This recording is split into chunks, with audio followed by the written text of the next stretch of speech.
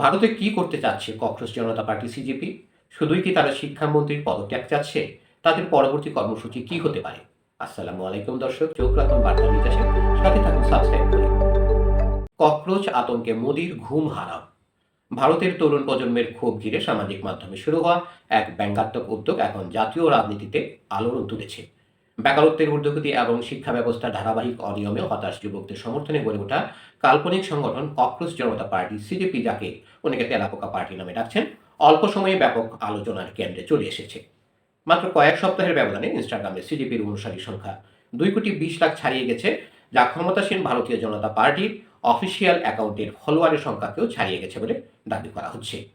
এই অভাবনীয় উত্থান রাজনৈতিক মহলে কৌতূহল ও উদ্বেগ দুটোই তৈরি করেছে। ঘটনার সূত্রপাত মে মাসের মাঝামাঝি।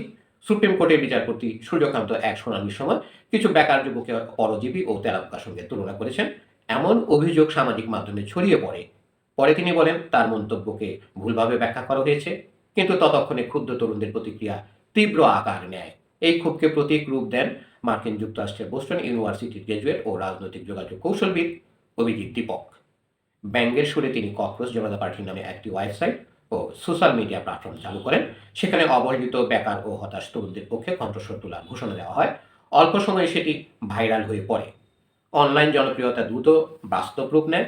যুক্তরাষ্ট্র থেকে দেশে ফিরে গত শনিবার 6 জন দিল্লির যন্তর মন্তরে বিশাল শোক যুব সমাবেশের ডাক দেন অভিজিৎ।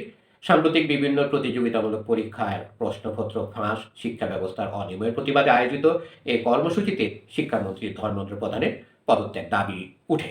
অংশগ্রহণকারীদের অনেকে মাথায় তেলাপোকার মুখোশ পরে এবং হাতে আমি তেলাপোকা প্লে কার্ড নিয়ে উপস্থিত হন।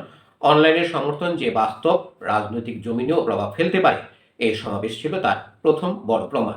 বিশ্লেষকদের মতে এটি সরকারের জন্য একটি স্পষ্ট সতর্কবার্তা। ভারতের প্রায় 65% মানুষের বয়স 35-এর নিচে, অথচ দেশের নীতি নির্ধারকদের গড় বয়স 60 থেকে 70 বছরের মধ্যে। প্রধানমন্ত্রী নরেন্দ্র মোদীর বয়সও 75।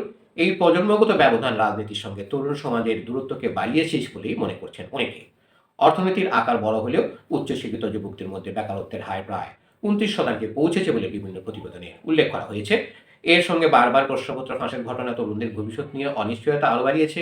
ফলে তেলাপোকার প্রতীকে গড়ে ওঠা এই প্রতিবাদ অনেকের কাছে বৃহত্তর ক্ষোভের প্রতিফলন। দক্ষিণ এশিয়ার সাম্প্রতিক রাজনৈতিক অভিজ্ঞতা বিষয়টিকে গুরুত্ব দিচ্ছে। বাংলাদেশ ও নেপালের সামাজিক যোগাযোগ মাধ্যম ভিত্তিক তরুণদের আন্দোলন যে দ্রুত বিস্তার লাভ করে সরকার বিরোধী শক্তিতে রূপ নিয়েছিল, সেই উদাহরণ টেনে অনেকে বলছেন ভারতীয় পরিস্থিতি অবহেলার সুযোগ নেই। যদিও সিজেপি অহিংসা আন্দোলনের কথাই বলছে, তবুও এর ক্রমবর্ধমান জনপ্রিয়তা বিরোধী রাজনৈতিক দলগুলোর নজর কেড়েছে এবং কয়েকজন প্রভাবশালী নেতাও ইতিমধ্যে সমর্থন জানিয়েছে। প্রথম দিকে বিজেপি একে সামাজিক মাধ্যমে তৈরি কৌতুক কিংবা বিরোধীদের কৌশল বলে উড়িয়ে দিলেও দিল্লির রাজপথে তরুণদের জোরালো উপস্থিতি এবং অনলাইনে বিস্তৃত সমর্থন মোদী সরকারের দীর্ঘদিনের রাজনৈতিক স্থিতিশীলতার সামনে নতুন চ্যালেঞ্জ ছড়িয়ে দিয়েছে, এমনটাই মনে করছেন রাজনৈতিক পর্যবেক্ষকেরা। ধন্যবাদ সবাইকে এতক্ষণ ধরে আমাদের সাথে থাকার জন্য। আর সংবাদ পেতে আমাদের বার্তা নিউজ চ্যানেলটি সাবস্ক্রাইব করে সাথেই থাকুন।